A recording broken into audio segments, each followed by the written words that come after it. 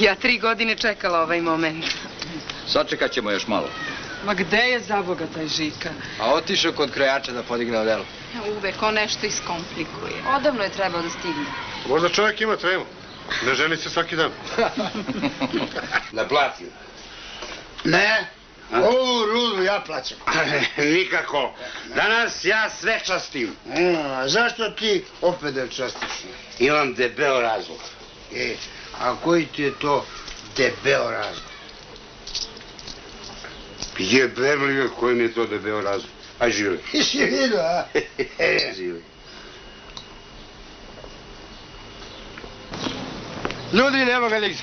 Jesi bio kod krojača? Jes, I šta kaže? tamo uopšte nije bio. Kako nije bio? Ha, lepo nije.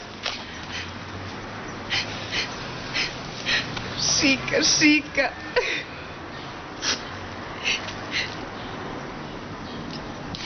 Daj mi 2 dinara, idem ja da ga zovem.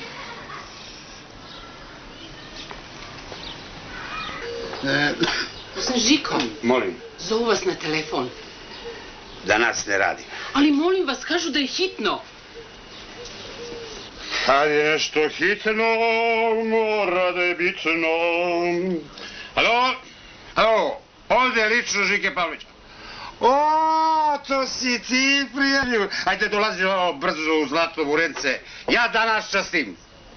Ha? Crkva? Ili vega, ja u Boga ne verujem. Venčanje. Ej, Mige. Setio sam se zašto častim. Što? Ja se danas ženim.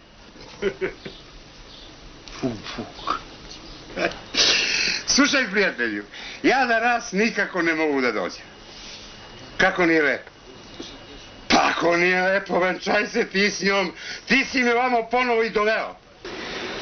Ali, Živorade, ti moraš da dođeš. Makar zbog mene. Pa da se ne brukamo, bre. Ama, došao bi ja, prijatelju, zbog tebe. Ali da oću ne mogu. Slomio sam nogu. I levu i desnu. Evo, držim ih u ruci.